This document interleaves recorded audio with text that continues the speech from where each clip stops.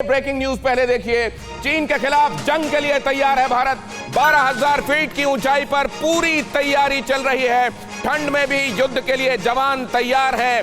Missile, गोला बारूद, petrol, diesel, पर्याप्त बर्फबारी से पहले आधुनिक हथियार, विमान तैनात किए जा रहे हैं। और जबकि ठंड में टेंपरेचर -50 के आसपास होगा, इन ऊंचाइयों पर जहां पहले ही ऑक्सीजन स्कैर्स होगी, वहां पर ठंड के मौसम में सैनिक कैसे रहेंगे, कैसे इस बार 40,000 सैनिकों की जो अतिरिक्त तैनाती कही जा रही है कि किया जाएगा, वहां कैसे ये सैनिक इस बार की सर्दी वहां गुजारेंगे आपकी निगहबानी में, ये मैं आपको समझाऊंगा। लेकिन पहले ये समझ लीजिए कि इस बार की सर्दी में यहां पर जहां बियाबान होता था, जहां ये कहा जाता था कि ये तो बर्फीला रेगिस्तान है, यहां इस बार बहुत चहल पहल रहने वाली है। कर्टसी चाइना इस बार वहां बहुत चहल पहल रहने वाली है।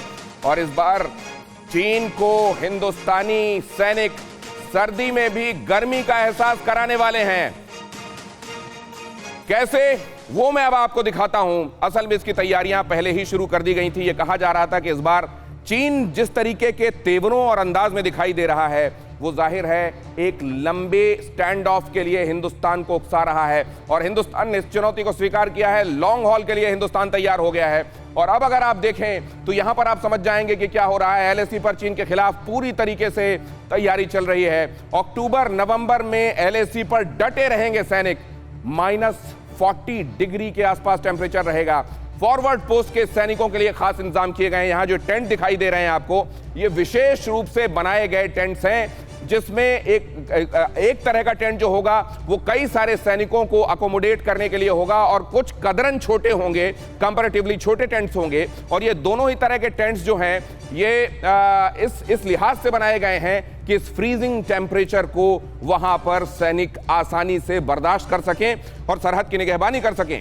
12,000 15,000 फीट की ऊंचाई पर इसमें दो तरह के ये जो टेंट्स आपको दिखाई दे रहे हैं, एक जो बड़ा टेंट आपको दिखाई दे रहा है और छोटा टेंट जो आपको दिखाई दे रहा है, इसमें बड़े टेंट में सेंट्रलाइज्ड हीटिंग सिस्टम होगा, जबकि जो छोटा टेंट है उसमें बुखारी नुमा यंत्र लगा होगा, जिससे उसको हीटअप करने की कोशिश की जाएगी। और कुल मिलाकर कोशिश यही है कि उन दिनों जबकि इस तरह के टेम्परेचर में हिंदुस्तान के सैनिक वहां आपकी सुरक्षा के लिए तैनात होंगे, तब उनकी सुविधाओं को भी ख्याल रखते हुए उनको खास इक्विपमेंट दिए जाएं, माउंटेनियरिंग से संबंधित उनको खास गॉगल्स दिए जाएं, खास तरह के कपड़े दिए जाएं, उनको रात में रुकने के लिए, ठहरने के लिए, आराम करने के लिए जो टेंट्स दिए जाएं वो ऐसे हों जो सुविधाजनक हो। और उस कड़कड़ाती ठंड में भी, कड़कड़ाना शब्द भी असल में उस ठंड के लिए एक छोटा शब्द है, उसके लिए तो कोई नया विशेषण ईजाद करना पड़ेगा।